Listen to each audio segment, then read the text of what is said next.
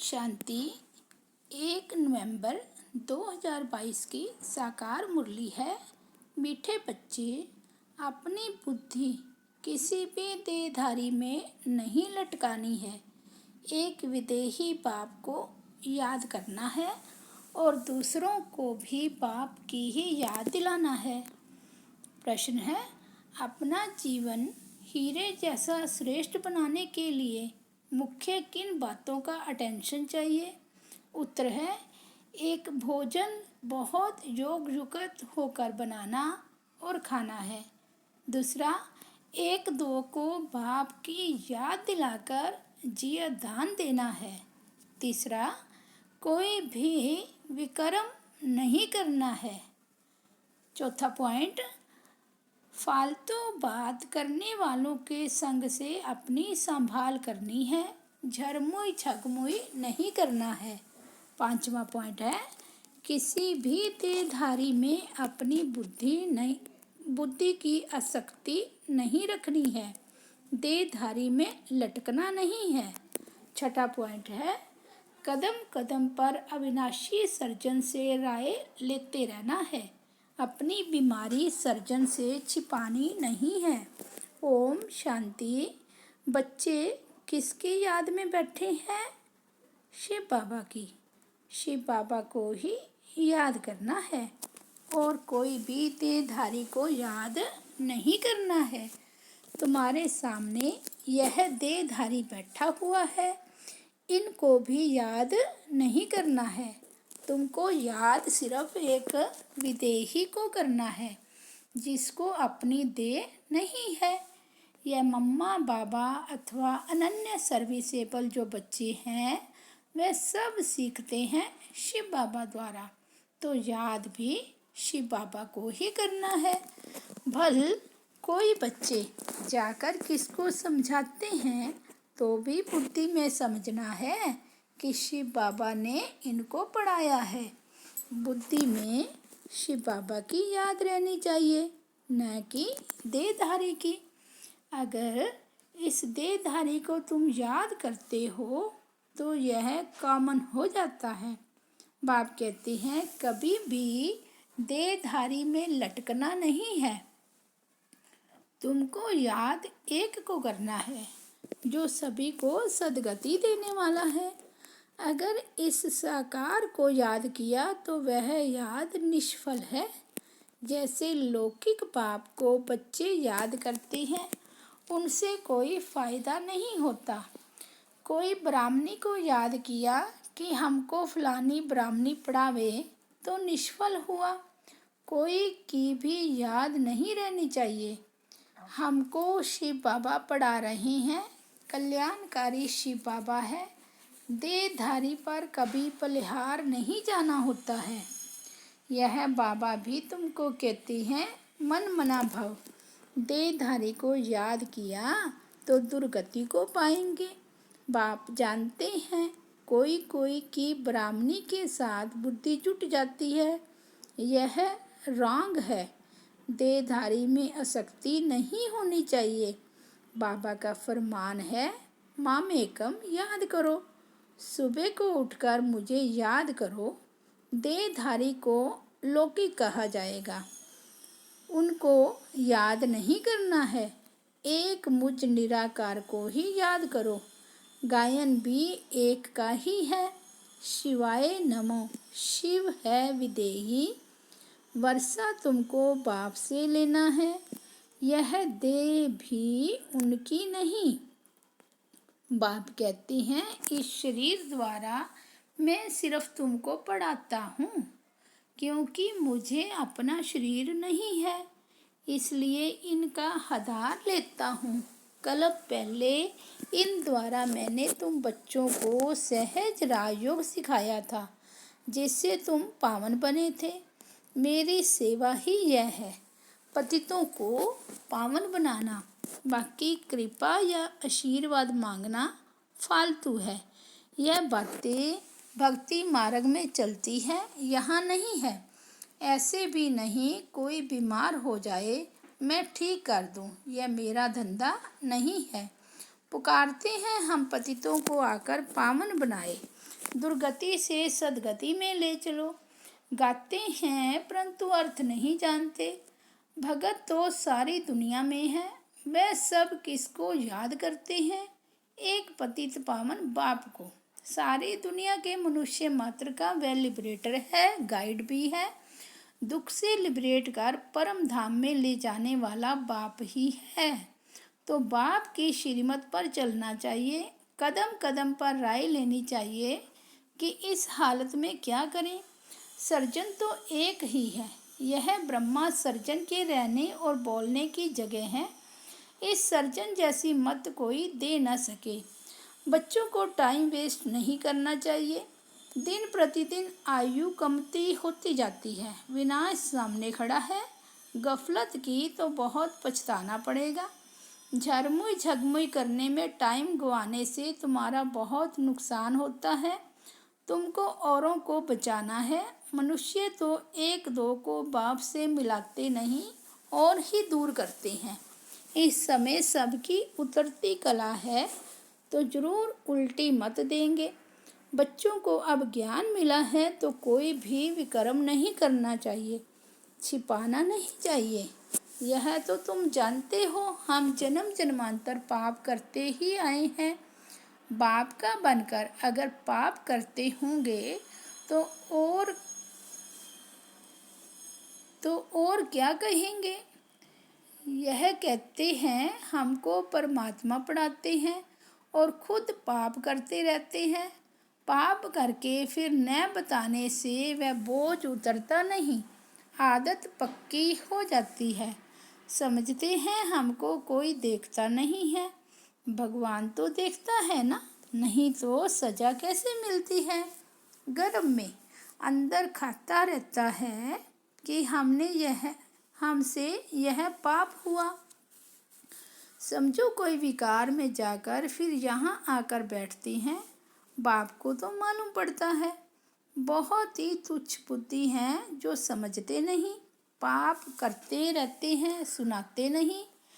कई बातें साकार बाप भी जान लेते हैं परंतु बच्चे सुनाते नहीं हैं। बाप कहते हैं पाप करते रहेंगे तो वृद्धि होती रहेगी, फिर 100 गुना दंड भोगना पड़ेगा।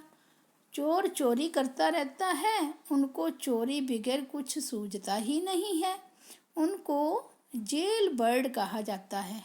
बाप बच्चों को समझाते हैं कि सिवाय बाप की याद दिलाने के और कोई झरमुई झगमुई की फालतू बातें करें तो समझो यह दुश्मन है।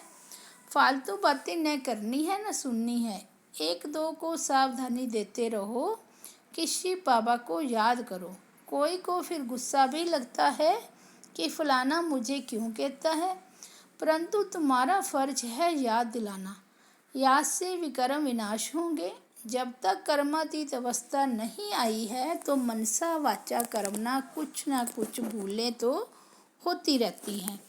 कर्मातीत अवस्था पिछाड़ी में आएगी। सो भी थोड़े पास विद ऑनर होंगे। जो सर्विस नहीं करते उनकी यह अवस्था आएगी नहीं।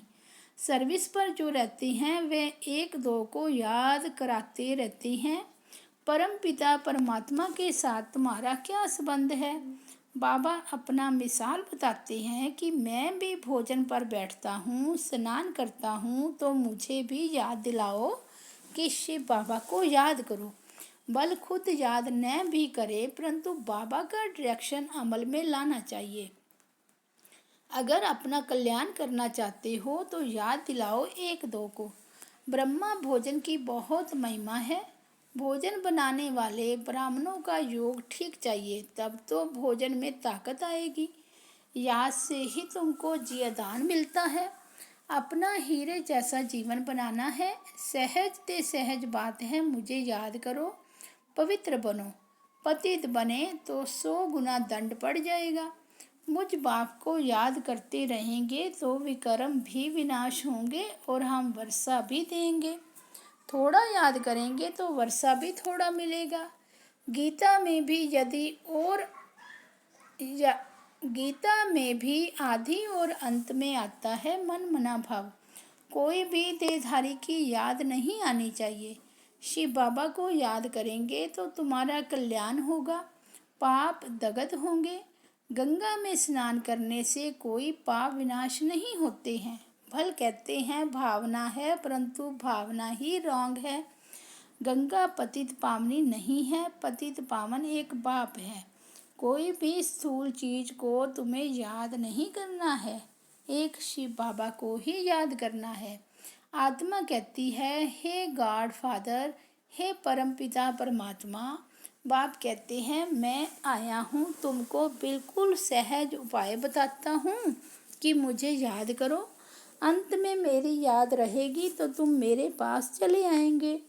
जीव और आत्मा है ना। मनुष्य आत्मा को पाप आत्मा, पुण्य आत्मा कहा जाता है। पुण्य परमात्मा नहीं कहा जाता। आत्मा ही पतित बनती है तो फिर शरीर भी पतित मिलता है। बाप आत्माओं से बात करते हैं। आत्मा अविनाशी है, बाप बच्चे दोनों अविनाशी हैं। बाप कहते हैं, लाडले सिकिलदे बच्चों, मैं एक ही बार आकर तुमको पावन बनाता हूँ, तुमको आत्म अभिमानी बनाए कहता हूँ, अशरीरी भव।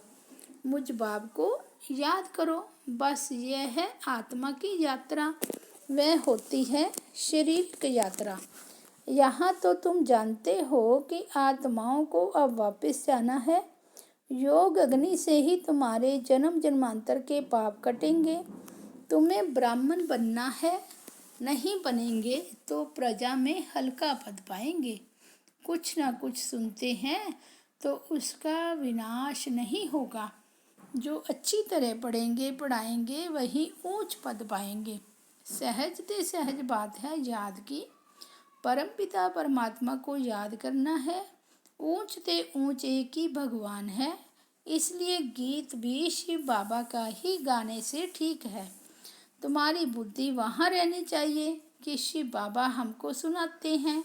अभी नाटक पूरा होता है। हम सब एक्टर्स को अब शरीर का भान छोड़ वापस घर जाना है। बाप को याद करने से विकर्म विनाश होंगे और फिर जितना याद करेंगे उतना ऊंच पद पाएंगे। जैसे एक पिलर बनाते हैं ना, जहाँ दौड़ी लगाए हाथ लगाते हैं, फिर जो पहले पहुँचे। तुम्हारा पिलर शिव बाबा है। याद के यात्रा की दौड़ी है। जितना याद करेंगे उतना जल्दी पिलर तक पहुँचेंगे। फिर आना है स्वर्ग में। इस यात्रा में थकना नहीं है। अब तो दुख धाम खत्म हुआ, हमको तो सुख धाम शांति धाम में जाना है। आज दुख धाम है, कल सुख धाम होगा। अब यही बाप की याद सबको दिलाओ। बाप ने हथेली पर बैशत लाया है। कहते हैं मामेकम याद करो तो बेड़ा पार हो जाएगा। टाइम वेस्ट मत करो। भक्ति में भी बहुत झरमुई झगमुई की। भक्ति में कितनी रड़ियाँ मारते हैं कि भगवान हमारी सदगति करने आओ। अब बाप कहते हैं समझाते हैं, अब बाप आए हैं समझाते हैं, बच्चे पवित्र बनो, भल युगल इकट्ठे रहो। देखो आग तो नहीं लगती है, आग लगी तो पद भ्रष्ट हो पड़ेगा। एक बार आग लगी तो फिर लगती ही रहेगी, इसलिए अपने को संभालना भी है। योग में रहने की बड़ी प्रैक्टिस चाहिए। योग में भल कितना भी आवाज़ हो, अर्थक्वेक हो, बम गिरे, देखें क्या होता है। इन बातों से डरना नहीं है। यह तो जानते ही हैं कि रक्त की नदियाँ भारत में ही बहनी हैं। पार्टीशन में रक्त की नदियाँ बही ना। अर्जुन तो बहुत आफतें आनी हैं। तुमको देखना है मिरुआ मौत मुलूक का शिकार। तुम फरिश्ते बन रहे हो। जो अच्छे सर्विसेबल होंगे वहीं उस समय ठहर सकेंगे। इसमें बहुत मजबूती चाहिए। शिव बाबा को याद करना है। शिव बाबा जैसा मीठा बाप फिर कभी नहीं मिल सकता। उनकी ही मत पर चलना है। मुख्य बात ही है पवित्र बनने की। पतित उनको कहा जाता है जो विकार में जाते हैं। देवताएं हैं ही संपूर्ण निर्विकारी। यहाँ तो सब है विकारी। वह है शिवालय, यह है वैशाल्य।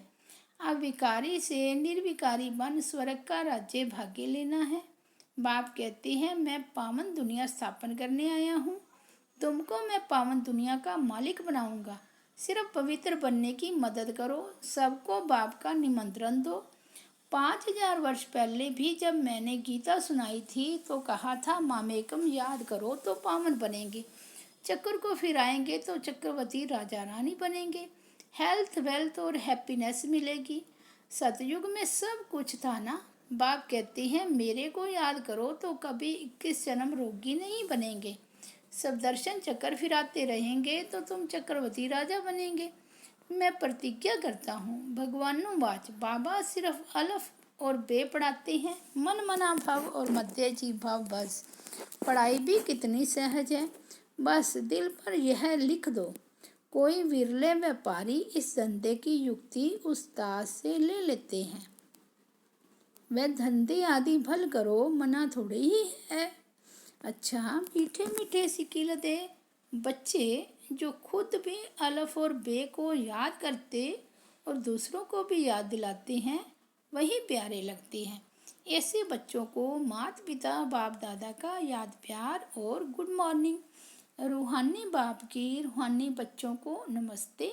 हम रूहानी बच्चों की रूहानी बाप दादा को याद प्यार, गुड मॉर्निंग और नमस्ते। धारणा के लिए मुख्य सार फर्स्ट है, याद की यात्रा में थकना नहीं है। 1-2 को सावधान करते बाप की याद दिलानी है। अपना टाइम वेस्ट नहीं करना है। झरमुई झगमुई पर चिंतन न करना है, ना ही सुनना है। दूसरा, पास विद ऑनर होने के लिए मनसा वाचा कर्मना कोई भी भूल नहीं करनी है। वरदान है, दृढ़ संकल्प द्वारा असंभव को संभव कर सफलता का अनुभव करने वाले निश्चित विजयी भव। निश्चित विजयी भव। संगम युग को विशेष वरदान है असंभव को संभव करना। इसलिए कभी यह नहीं सोचो कि यह कैसे होगा, कैसे की बजाय सोचो कि ऐसे होगा। निश्चय रखकर चलो कि यह हुआ ही पड़ा है, सिर्फ प्रैक्टिकल में लाना है, रिपीट करना है। दृढ़ संकल्प को यूज़ करो। संकल्प में भी क्या क्योंकि हलचल न हो तो विजय निश्चित है ही। दृढ़ संकल्प यूज़ करना अर्थात सहज सफलता प्राप्त करना। स्लोगन है, सदा कर्ण करावन हार बाप की स्मृति रहे तो भान और अभिमान समाप्त हो जाएगा। अच्छा, ओम शांति।